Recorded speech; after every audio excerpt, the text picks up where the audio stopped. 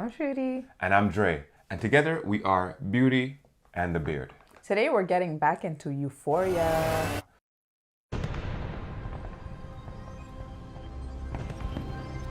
Perfect. Okay, perfect. Okay, so Euphoria episode, we're on episode 7 today, which is the theater and it's double. So in episode 6, we saw Rue go through some trials. We saw Rue go through some traumatic scenes of withdrawal. Oh, yes. The scene starts with her struggling to open that candy. And she felt terrible about Ali. And So Rue finally musters up the courage to apologize to Ali. Yeah. Ali accepts graciously and feels the need to come over and talk to their family. Yeah. So Ali comes over, cooks supper for them. He has a really interesting conversation with Gia, where Gia tries to deny the feelings that we all know she's been going through. Because, I mean, there's not one scene in the last 2 years we haven't seen Gia She cry. has resting cry face. Oh, my God. Oh, my God. Literally. If that is an expression, she would be the definition of it. That was definitely it. Sadly, we found at the end of the episode while the mother is crying tearfully on the phone that Rue will not be getting into rehab. So God knows what the state of, like, she just became so much more mortal because of the fact that she doesn't have the protection of that rehab center. Exactly. Because she can't be left to her own resources because we saw what she will do with them. So Kat, one of the saddest scenes you'll ever see, break the brain disease. So rude. Oh my god. Fake a brain disease instead of being able to man up and break up with you. I mean, you don't like the guy, that's fine. But she was really ready to tell the guy stories about, oh, I was thinking about the hospital visits and, you know, the time away from school that I have to spend with the little time I have left. And I'm sitting there like, bruh, you are out of your mind. First of all, she spent the first 10 minutes giggling on her phone talking to Maddie. Not even disrespect at the dining table when she's the one who asked the man out. And she asked him out. Not only did he ask him out, she told him it was an emergency. Yes. He skipped theater practice to come and see her. To come here, and you ignored him for the first 10 minutes. And then you see that awkward kiss like, oh you know, I didn't get to say hi to you since I got here. That was like, so they're done. Disrespect. They needed to be done. Yeah. And, you know, I think hopefully, and the thing is, Kat fucked up big time because the thing is she didn't have respect for herself. Then she sort of got this, she gathered this power that she got from controlling her destiny sort of with those things she was putting online. Yeah.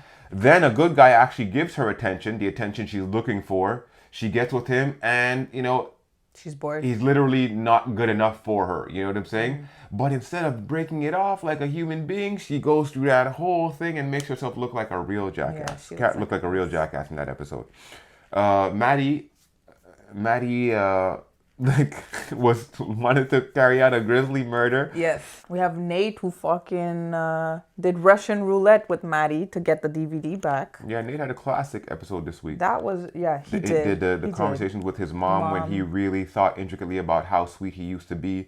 And then he literally went to one of the darkest places ever to then do a sweet action for Jules.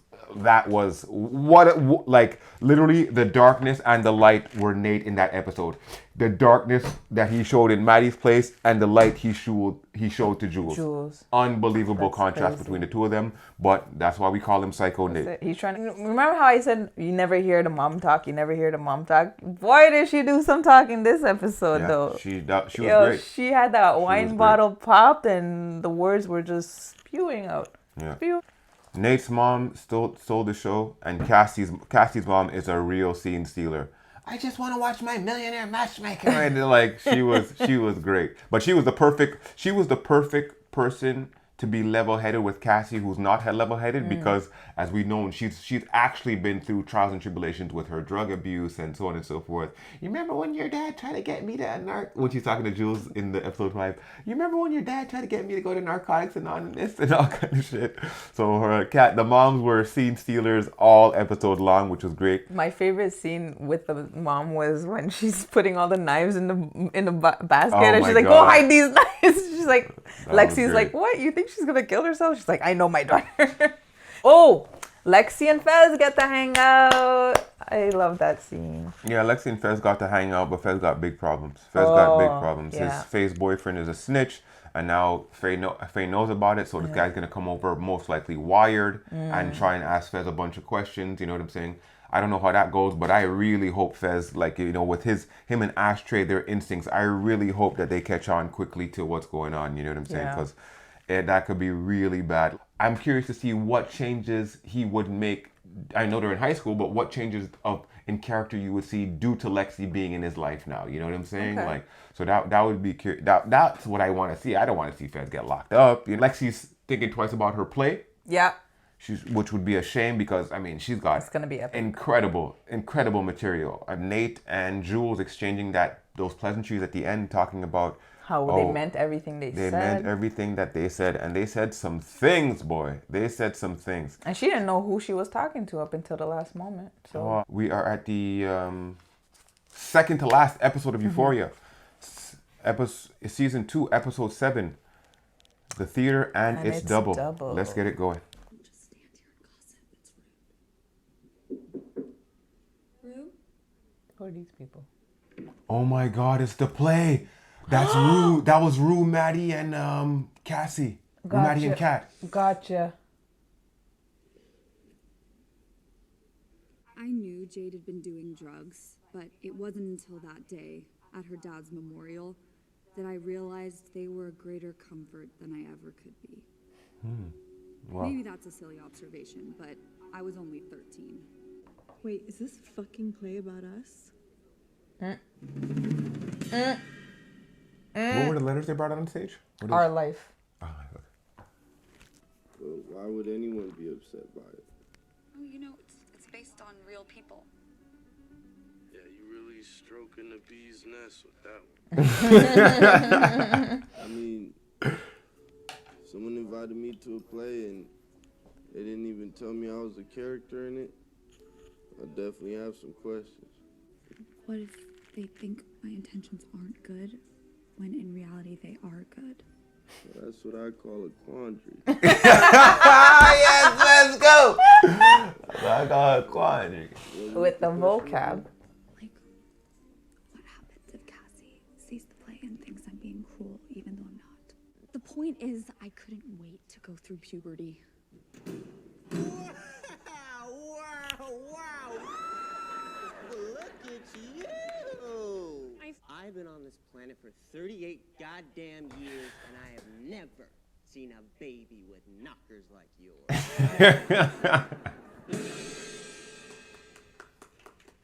Look at that. She loves it.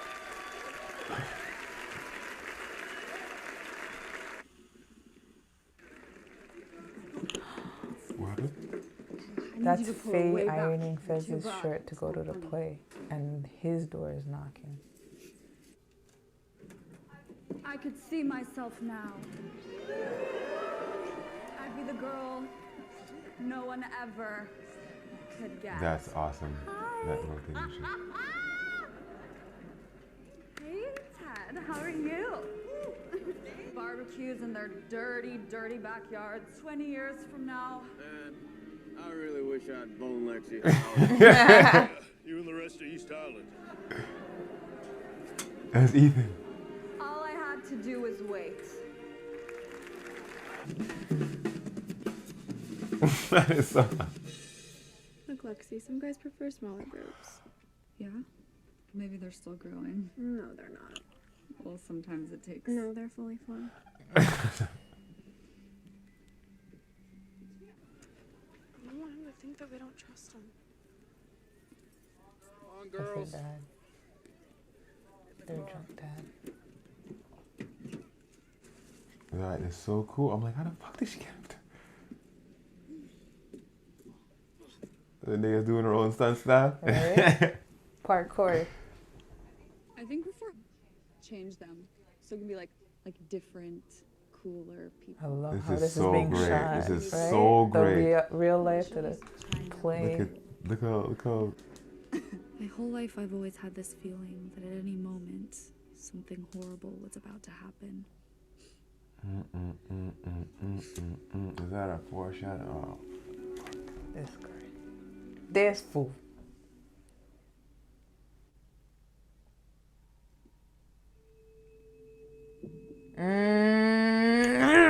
Caught it. Because he was looking at her funny when she came out from the rain.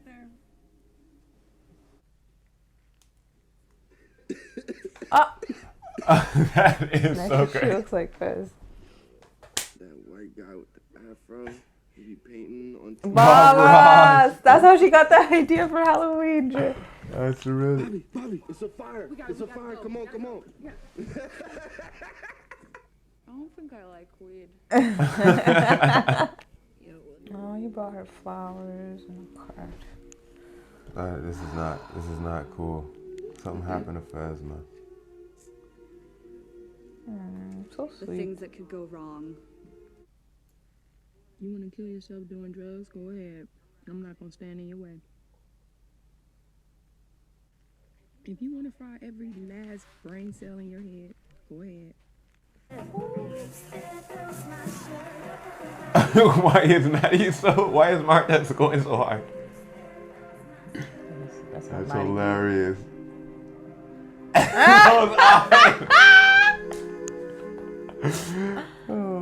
And then I just chose not to feel stupid.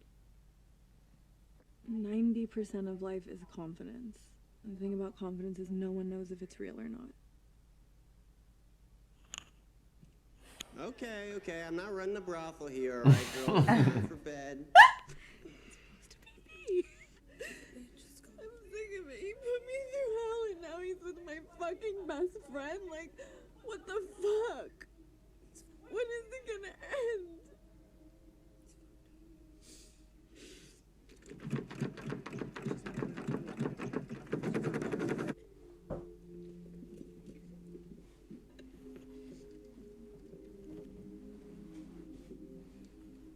She have eyes in the back of her head. Mustering up that confidence. Oh my God. Who are you trying to convince? It's like when the Joker smiles.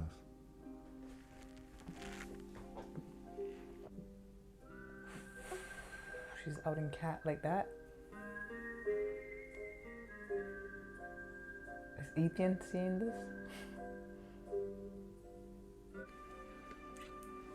It makes sense, especially after a decade of Lexi explaining how he made fun of you.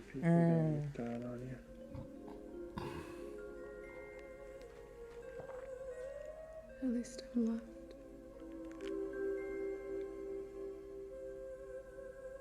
Well, that was your reply. That's Jules. Jules.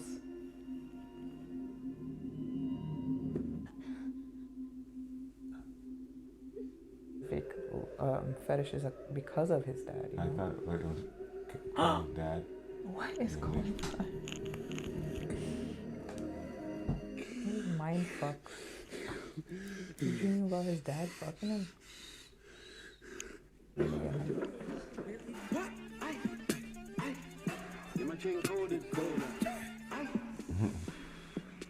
Oh my God, bruh. There's nothing under. There is no muscle. That's foam he's lifting.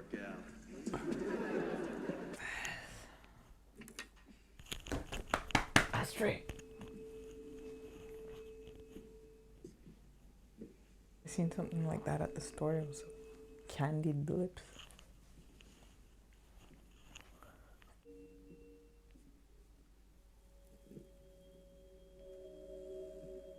And this guy knows what you're capable of.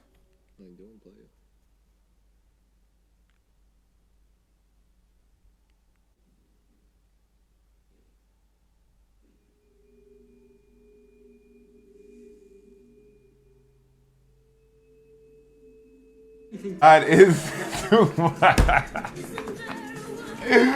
Oh my God. It's like a scene from Sunny in Philadelphia, man. This is unbelievable.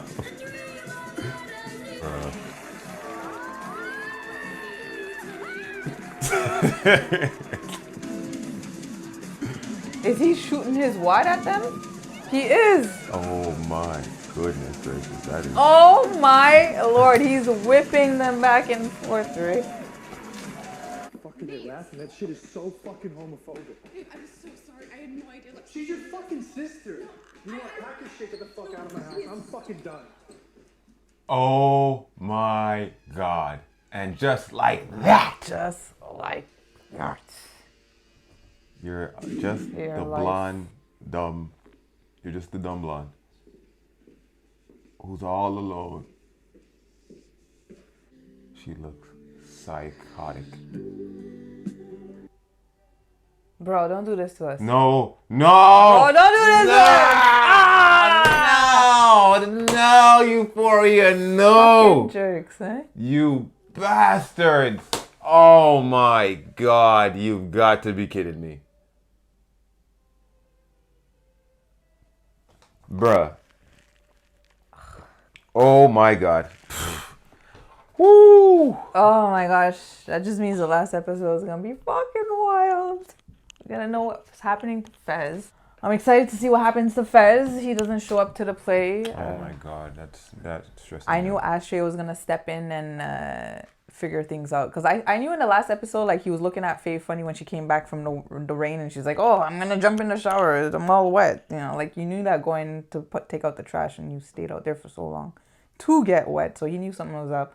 And yeah, comes out wielding a knife to go have a chat with Custer. And yeah, shit's about to pop off. Shit's about to pop off. And I couldn't have ended the episode any better than that. Oh, man. Because, I mean, really, it would really suck to see to see Fez in jail.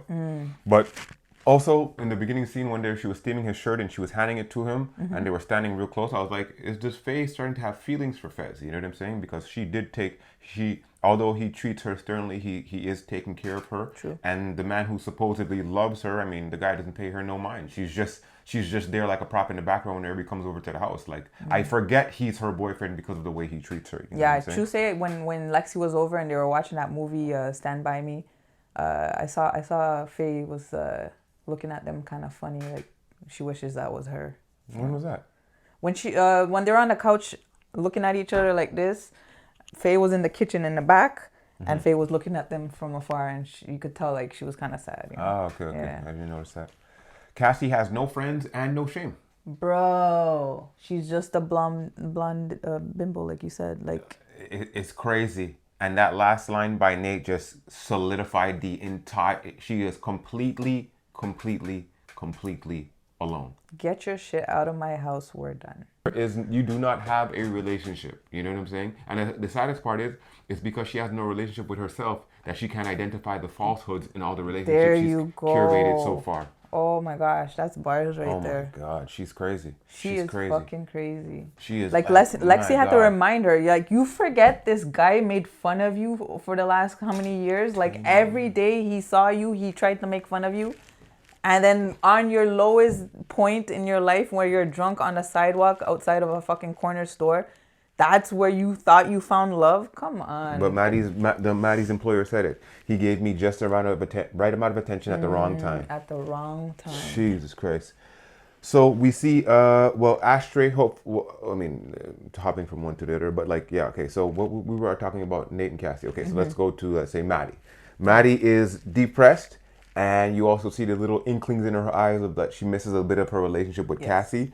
You saw the aftermath of Cassie, Jules breaking that bombshell to Maddie. And like, it went a lot different than I thought it would. Like, I thought Maddie would stay out there all night, kicking the door down. Like, she was really hurt. She was really hurt. And the thing is, like while she's banging on the door, like, you're watching Cassie and you're like, what the fuck do you think this is like worth? Like, what do you think this guy is worth? The thing is, it's not even to say like, we're watching Euphoria and we're watching Nate interact with Cassie, and then as soon as he leaves Cassie, we see him become Psycho Nate. You know who this guy is. You've seen your best friend go through the shit that she goes through with this guy. What in your mind thought that he was going to be any different with you? Like, and the thing is, not only any different with you, but from when your relationship started, he then ignored you for how many weeks every day when she was dressing up every day, waking up at 4 a.m. to freaking get her exfoliating shit on. And Cassie, you had it coming, like, oh my God, you had it coming.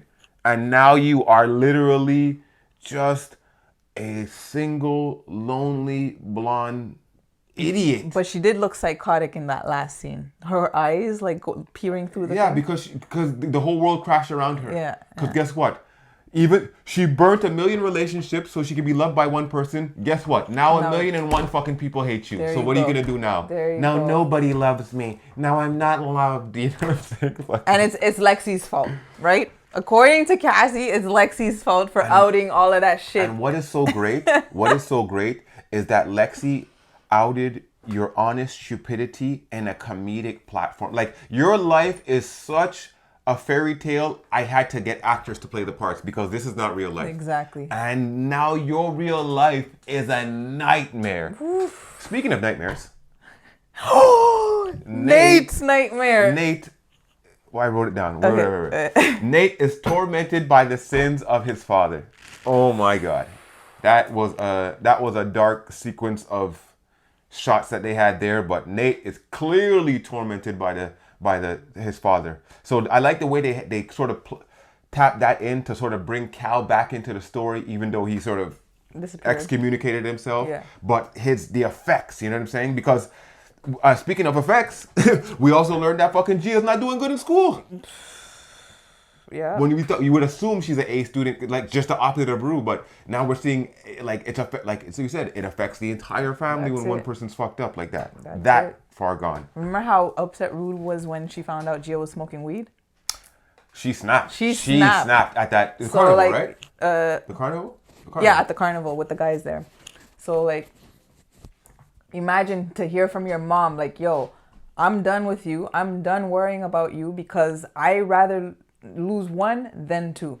I'm gonna focus on the one that's actually gonna be able to make it out." You know, there was some fucking true serum in that ice cream boy, because every time she took a scoop, she had another devastating, honest but devastating line, because it's somebody who cares about you. Exactly. You know what I'm saying? Like, man. Exactly. You want to burn every cell in your brain, girl? Go ahead. You only think about yourself anyway. I was like, fuck. But after what Mama took last episode, whoo, she must have had some of that. Because the thing is, Rue is, you know, like incapacitated or like high. Mm-hmm. But Mama was sober and took in all that hate. So, you know, she had a nice conversation with Ali, who's very judicious, even when it comes to people on that side of the spectrum. And he fucking, you know, obviously they have a plan of attack now. Save one, because you put on your seatbelt first and then Gia's. If Rue can put on hers, then thing, but if not, she'll go down in flames. Man, what a fucking incredible episode. Second to last one of the season. Man, Euphoria started with a bang, and God knows what we're going to end with. Is there anything more to discuss? Well, me was Lexi's play. I thought the 433 days till puberty part was incredibly poignant because of how foolish she made Cassie look. You know what I'm saying? Like, yeah, your tits are developed, but your brain isn't. Your brain. You know what I'm saying? Yeah. She's like, I'd rather have people like me, not for my body. You know, like, there you go. And then all the trouble it brought her. Yeah. Her relationship with Rue, that was so cool. Yeah, we didn't know any of that because the way the season started off, you didn't know what her life was before her father passed. You know, so. No, I mean, we just never saw Lexi and Rue hang together, ever. Yeah. So even when Cassie made that comment last episode, I'm like, Rue and Cassie don't hang. Why would she be Rue and Lexi don't hang? So why would you say Rue treats you like shit? Yeah. And now we saw like that was a great fucking team. Lexi and Rue, like the shy girl with the one who could care less, and even the greeting when they were leaving, yo, later homie, and shit. Like just seeing Lexi in that space, I was like, yo, that's dope, man. That's dope. And it's crazy that Lexi and Fez never happened before. Exactly, because of Rue. Like they should have been introduced before. That was crazy. Yeah. The one thing we learned is that Maddie's quitting her job. We don't know what she's doing or where she's going, but the mom said the sentence. She's like, do you think he's gonna cry? Yes, I feel bad. And then she's like, do you feel bad enough to stay in East Highland for the rest of your life? Yeah. So obviously it's not the high school, it may be the location. So is she going off to college? But I mean, the maybe thing she's is, changing she knew that is she changing schools? Is she moving away? Because does she need to get rid of the toxicity? Yeah. And we also found out about Maddie's backstory, a little bit about her family being bad, and that's why she stays so much at Cassie. So it shows you how that Cassie's relationship wasn't just friends; they were like sisters. They were living together, sleeping in the same bed. The betrayal is that much deeper. It gets deeper the more we find out about their relationship, for sure. Man, these guys, this is a piece of entertainment put together by actors, and they have us talking like we're ready to. We're fully committed. Oh my God, it's incredible. Euphoria, incredible episode. Once again, I use the word all the time, but it's because it's consistent. You know. Yeah. So, thank you all for watching this episode of Euphoria with us today. Be sure to hit that subscribe button, and don't forget to like our video. Let us know what you thought of this episode down in the comments, and be sure to go over to our Patreon to check out our full-length reactions or just to support our channel. I'm Shruti. And I'm Dre. Beauty and the Beard signing out until the next one. Peace.